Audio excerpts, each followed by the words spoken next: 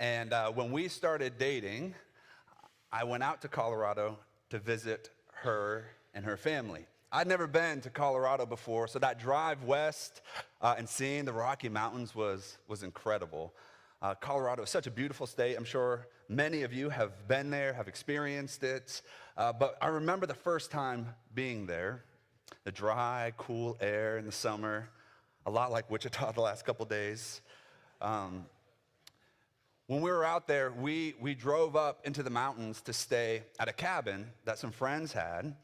So her whole family and myself, we climb into a couple of vehicles and we start heading up the mountains. And I just remember the absolute awe of driving through I-70, through the mountains, and seeing the windy roads and the different shops and the towering cliffs and the rivers that flow throughout. And it was just absolutely astonishing. So we make our way ultimately up to near Steamboat Springs, and we find this cabin, and we all walked in there, and this cabin is at 8,000 feet. And it was a great time for us to be able to get to know each other. I got to know her family and so on. But I still remember the most memorable part of that trip was not the mountains, as incredible as they are.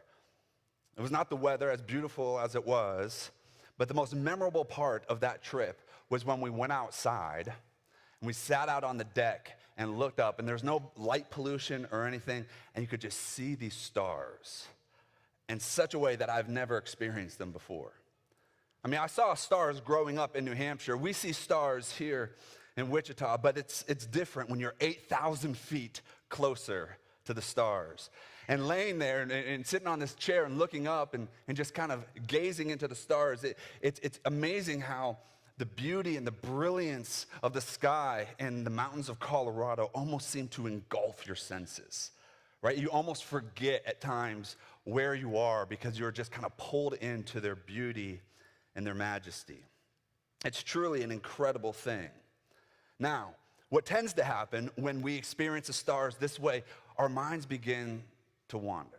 We begin to wonder, man, I wonder how close are we to the stars and how big are the stars? And you start thinking, how do the stars compare to the sun, moon? So you pull out your phone and all of a sudden your eyes go from here down to here and you start looking at information about stars and how stars compare to the size of the earth or the moon or the sun and so on. And you begin to wonder about galaxies and you can get apps where you put your phone up into the sky and it shows you the different constellations and so on. And it's good, it's right, it's a beautiful thing to be able to explore outer space through the research that has been done and to try to find what people are saying about how the stars work and so on. And you begin to think about their makeup and how they are just comprised of these gases, this helium and these trace elements and so on. And before you know it, you can just be kind of engulfed in the scientific theory of outer space and the sun and the moon and the stars.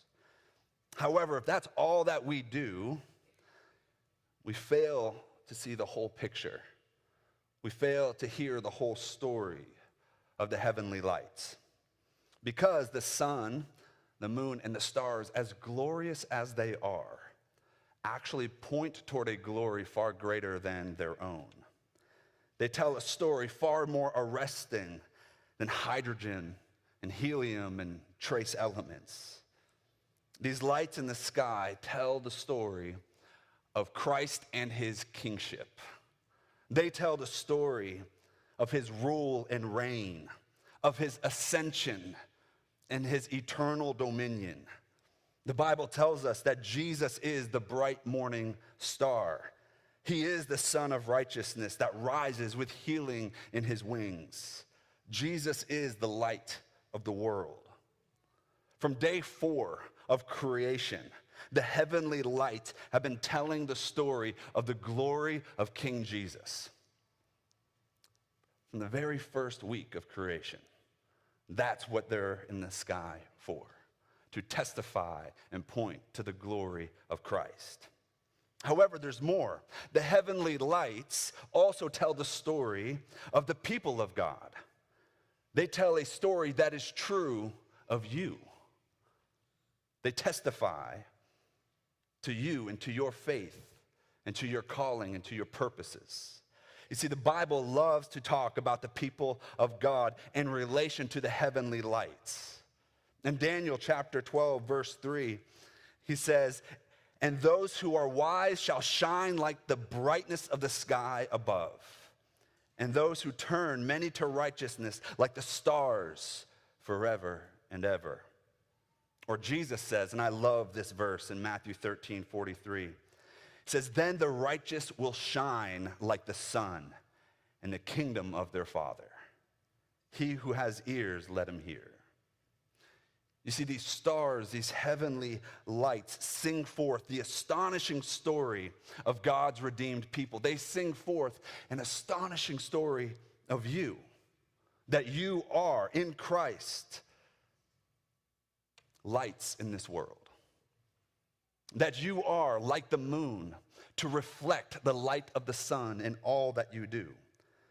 That you will reign with the Son as you are seated with him upon his throne. The story of the sky, the story of the stars, speak not just of their makeup and their positions in the night sky, but rather they are telling a story far more beautiful. They are telling the story of Christ the King and of his people, of his bride, of you. And the story of the sun, moon, and stars, and the triune God and his people are introduced to us on the fourth day of creation in Genesis chapter 1. Verses 14 through 19 says this, "And God said, 'Let there be light in the expanse of the heavens to separate the day from the night. And let them be for signs and for seasons and for days and years. Let them be lights in the expanse of the heavens to give light upon the earth.' And it was so. And God made two great lights, the greater light to rule the day, and the lesser light to rule the night, and the stars. And God set them in the expanse of the heavens to give light on earth, to rule over the day and over the night, and to separate the light from the darkness. And God saw that it was good. And there was evening, and there was morning, the fourth day." Day 4 is a crucial day in the story of creation. Now, one thing we want to notice is that our attention, our focus, as we read through the days of creation, has now shifted in day 4. Our attention is no longer on the earth, but rather we are called back up into the heavenlies. Now remember, this is how the days of creation work. There's this movement of descent and ascent in the days of creation. The days of, in day 1, we see God creating the heavens and the earth. And he says, "Let there be light." And we are given this perspective of the universe, but it's a strange universe, one that we don't recognize because there's not even an expanse, there's no firmament. The earth is just a watery, chaotic mess. But in the midst of all of this, God speaks. And he says, "Let there be light." And it's not the light of the sun, which comes on day 4, but rather it's the light of the glory of God that shines forth into the dark, watery abyss that is the earth.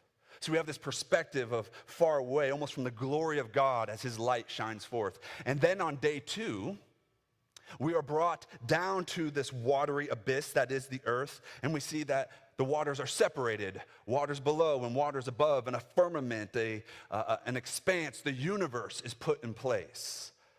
So now we are still kind of seeing the universe from a perspective that is above. And then on day 3, our focus comes back all the way down to the earth where the Lord begins to work, right? He separates the waters and causes dry land to appear.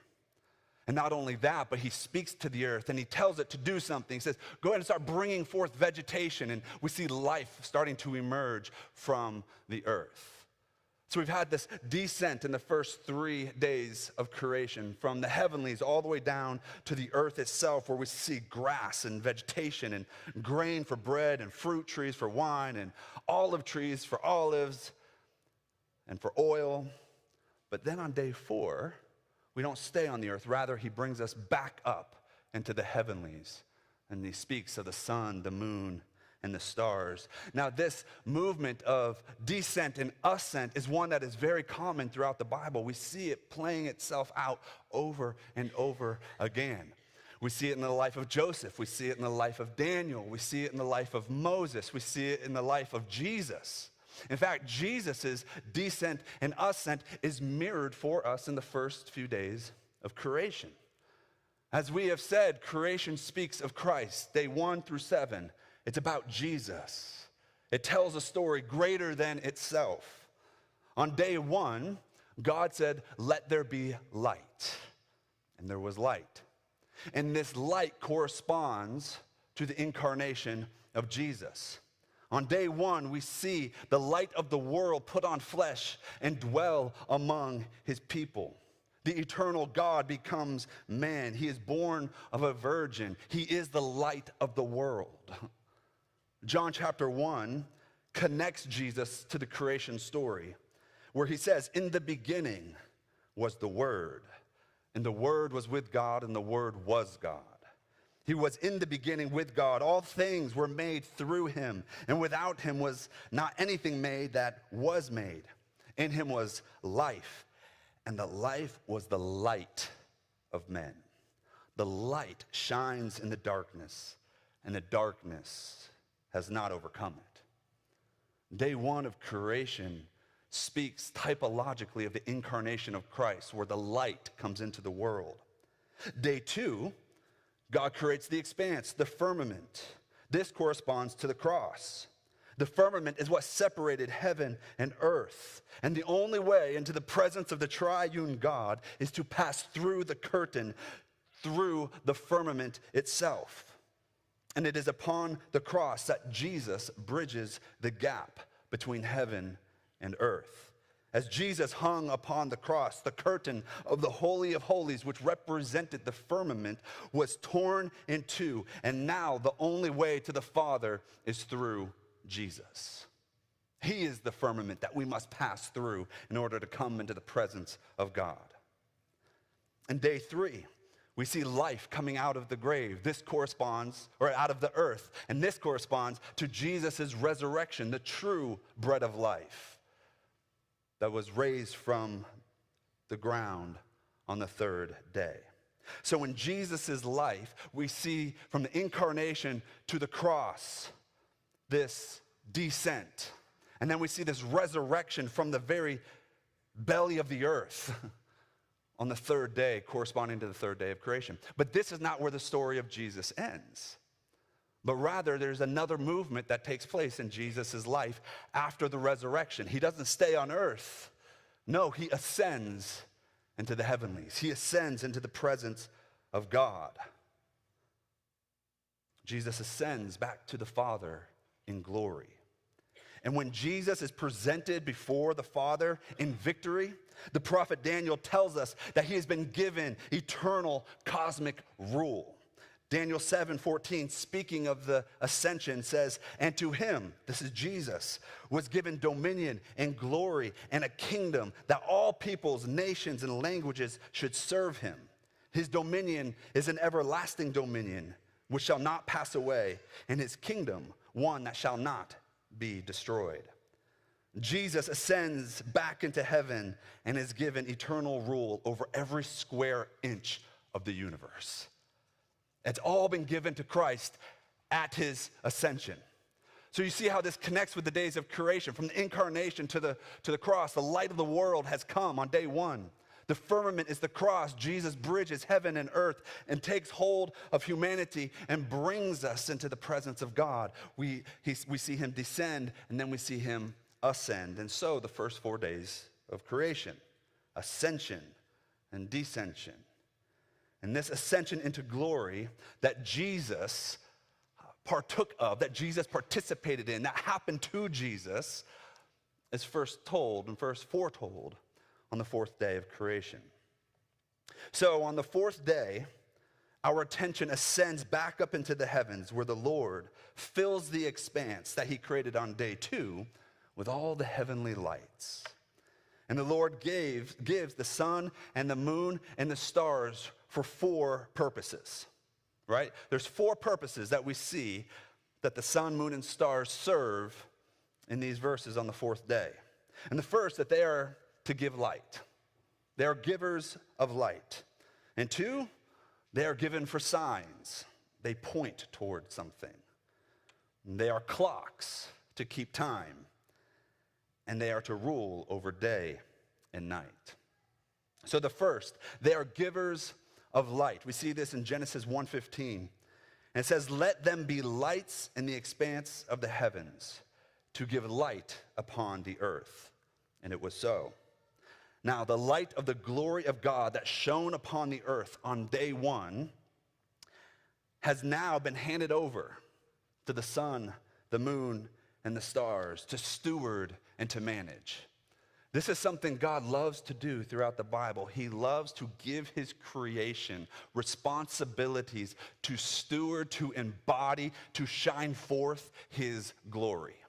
He does this with the sun, the moon, and the stars. He even does it on day 3, where he tells the earth to bring forth vegetation. He doesn't say, "And let there be trees, and let there be plants, and let there be this." He says, no, he speaks to the earth.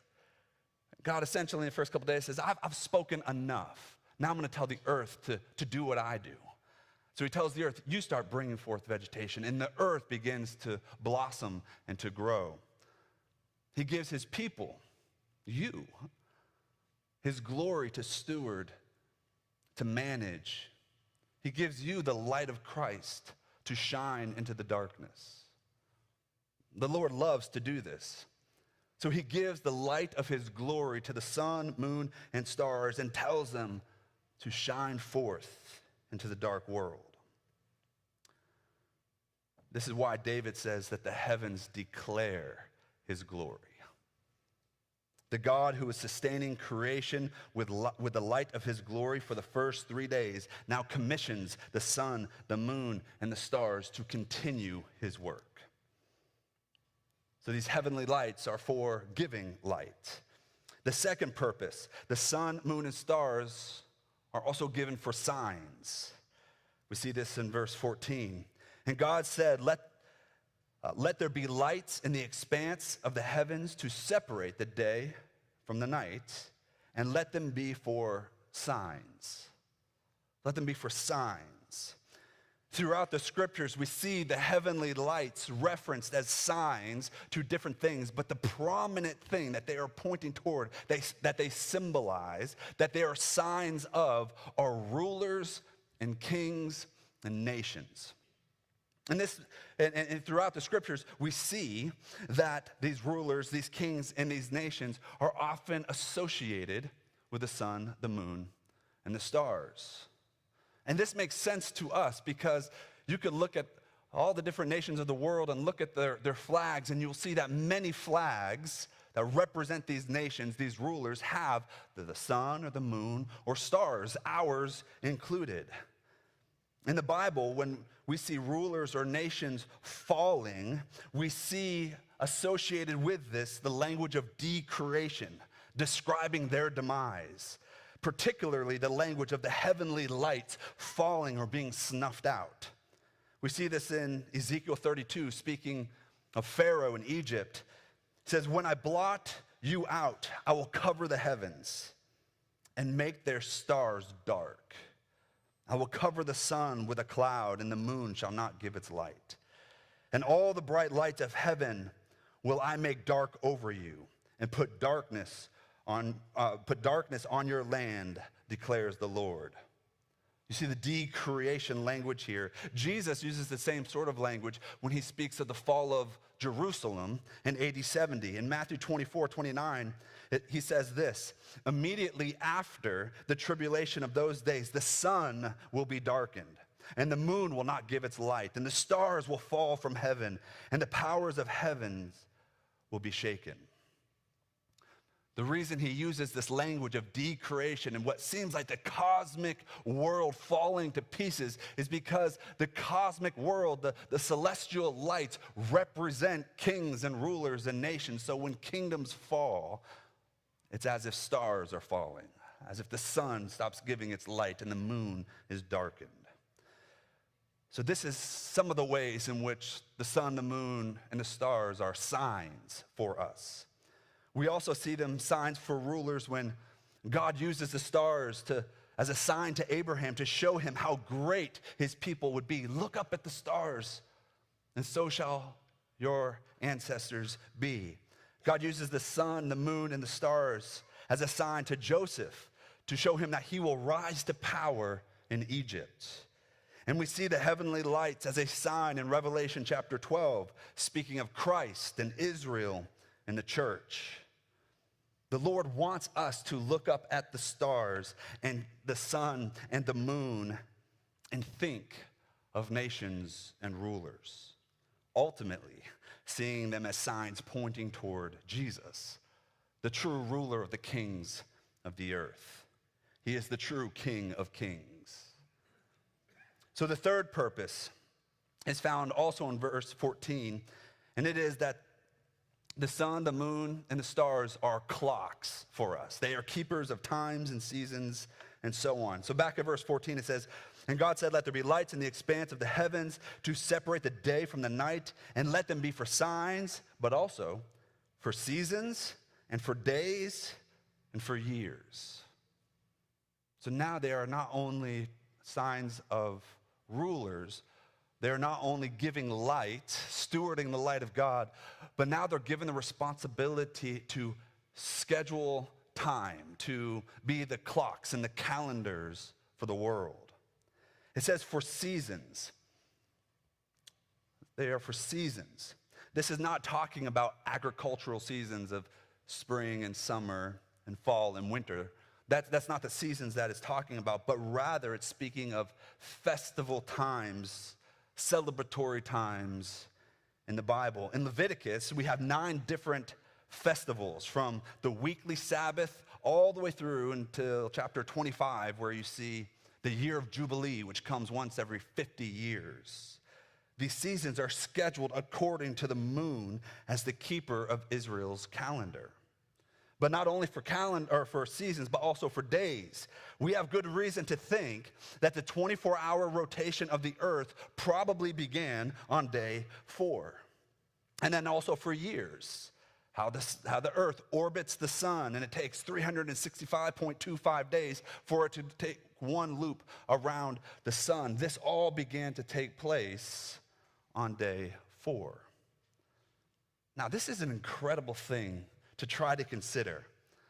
How God, on the 4th day, put all the stars and the sun and the moon in the sky. He put them all up there. He put them into orbit so they're spinning and they're whirling around so that we could feast together. So that we might be able to know when to rise and when to go to sleep, when to work and when to rest. That we might know, because of what God has done in the expansive, infinite universe that we look up and see, He puts all of this into order so that we could gather together on the first day of the week and celebrate Jesus. The Lord wants His people to gather. He wants His people to live orderly as God is orderly. He puts this in place as a grace and a love for His people, so that ultimately we can worship the Creator together. Now, thinking about God putting the sun, the moon, and the stars into the sky and into motion is really something to ponder. Like, what did that look like? Could you imagine having a perspective of the 4th day and watching as God spoke these planets, these stars, these solar systems, these black holes, these comets into existence, and then he places them in the universe? What might that have looked like? You know, does He take each one and kind of put it here, here, here, and here? Could you imagine seeing these things come into existence, particularly when you look at the size and the magnitude of the universe and the stars and the comets that are above our heads? What might that have been like? Well, we don't know exactly. However, Isaiah gives us a hint. Isaiah chapter 40, verse 22 says this: "It is He," speaking of God, "who sits above the circle of the earth, and its inhabitants are like grasshoppers." And then right here, look what he says: "Who stretches out the heavens like a curtain and spreads them like a tent to dwell in." Now, this is actually telling us something really, really cool. The word here for curtain is not a word that we would think of, that we would associate with like a curtain over a doorway or a curtain on a play, on a stage or something, right? That's actually not what the word is getting at, but the word is speaking of something like a finely ground powder. Right? It's something that you could imagine if you're salting some steaks at home, right? And you're using the thing, you're grinding the salt, and it gets onto the counter, right? There's salt spread out on the counter, or dust on a shelf or something, and you could look at it and say, okay, that's very thin. That's a very thin layer. But if you get down on a horizontal level and you look at it, you would just see this thin layer of something, right? Of salt or dust or whatever. That's the word that's used for curtain. It's this thin layer that is laid out.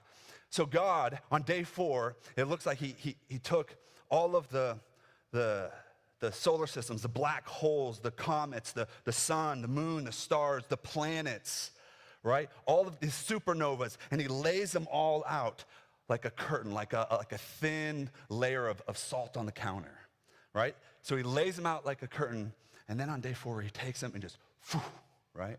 Like LeBron James before a game with that powder. He throws it up, right? And it goes up, and it just creates like this huge curtain that is the universe, that is all the stars. It's a beautiful picture in Isaiah 40. This is what the glory of the Lord calls us to ponder and calls us to consider, is how the power and the majesty of God might have put this entire universe into existence and into orbit perfectly, fine-tuned, so that we could be here this morning fellowshipping and feasting and singing praises to his name. The last purpose presented in these verses is that the sun, moon, and stars are given the responsibility to rule. They're called to rule. We find this in verse 16. And God made the 2 great lights, the greater light to rule the day, and the lesser light to rule the night, and the stars. Now, this statement about the sun and moon's rule is one that points us to the ascended Christ, who rules and reigns upon his heavenly throne. The sun is to rule over the day, and the moon's rule over the night. Both of these ruling bodies are signs that flash toward the rule and reign of Christ over creation. Isaiah 60, verses 1 through 3 says, "Arise, shine, for your light has come, and the glory of the Lord has risen upon you. For behold, darkness shall cover the earth, and thick darkness the peoples, but the Lord will arise upon you, and his glory will be seen upon you. And nations shall come to your light, and kings to the brightness of your rising." You see, Christ is the true sun. He is the true moon. He is the true ruler of the earth. I think far too often we forget who truly rules the earth. Like, we really do. We forget. We get so caught up in the news and our social media feeds and all of the bad things that are happening in our world, and we begin to get depressed, and we become apathetic, and we become frustrated and discouraged, all because we forget who actually rules the earth. We have believed the lie that Satan is the one who has authority on earth. We've actually believed that. It's not true. Jesus is the one who has ultimate authority. These are some of his last words before he ascends to rule and reign from the right hand of God. In Matthew 28:18, Jesus says to his disciples, "All authority in heaven and on earth has been given to me." It's all his. Revelation 1:5 says, "Jesus Christ, the faithful witness, the firstborn of the dead, the ruler of kings on earth." That's true. That's actually the reality of the world that we live in. Jesus is the ruler of the kings on earth. 1 Peter 3:22 says, who has gone into heaven, speaking of Jesus, and is at the right hand of God with angels, authorities, and powers having been subjected to him. Paul says, for God has put all things in subjection under his feet. Psalm 110 says, the Lord says to my Lord, sit at my right hand until I make your enemies your footstool. Jesus is king in the realest sense possible. He's not just king over the hearts of his people. That's not the extent of his kingship. He is the king before whom all enemies will bow. He is the king who brings justice. He is the king who is, even today, conquering each and every one of his enemies. And the last enemy to be defeated is death. And he will continue to rule at the right hand of the Father until all those enemies have been subjected to him, including death itself. My friends, Jesus is the ascended king to whom the fourth day of creation points. As the sun rules the day, so Christ rules the nations. As the moon rules the night, so Christ rules the world. Which means when we go outside, even after church today, and we feel the blistering heat of the sun upon our faces, we should worship, because that heat and that light is declaring to everyone that Jesus is king.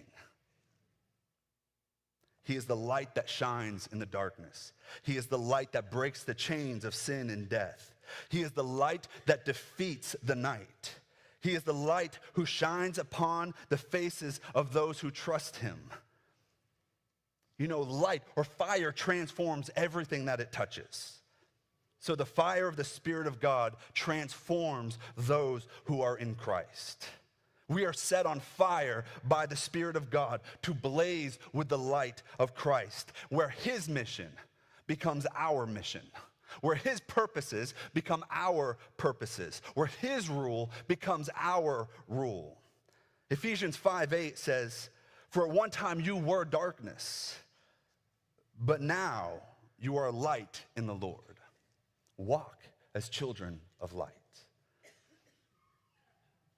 My friends, the future of this world, the future of this city, the future of this country is a Christian future. The mission of God to build his church will not fail. He has promised us that. Even the gates of hell will not be able to stand as the mission of God presses forward. The mission of God to see all things redeemed, renewed, and restored to Christ will not fail. The mission of God to see the kingdoms of this world become the kingdom of his Lord and of his Christ will not fail. As the sun rules the day, so Christ rules the nations. And church, we are called to this mission. We are to walk in the boldness and the confidence that Christ is the King of Kings. We are to march into this world with full confidence that Jesus has dominion and authority over every square inch. We have been, in Christ, baptized and deputized. We have been anointed and called, set apart and sent to disrupt the world in such a way that would wake her from her slumber and cause her to bow before the kingship of Christ. Church, for far too long, we have moved through our days, our weeks, our years, and our seasons of life with apathy, as if Christ is not on the throne, as if Christ has not called us to take dominion for his glory, as if the light of Christ has been snuffed out by the darkness, as if we are destined to lose down here. My friends, this is not the good news of the gospel. This is not what the gospel proclaims. Like, do you not realize that you as saints are going to judge the world? Do you not realize that you will judge angels? Do you not know that the holy people of the Most High will receive a kingdom and will possess it forever? Do you not know that we are co-heirs with Christ? And that if indeed we share in his sufferings, we will also share in his glory. Church, we must not forget who we are. You are the lights in this world. The King of Kings has called you his own. He has set you apart and he has given you a mission. He has called you to raise up another generation believing in the covenant promises and the faithfulness of God.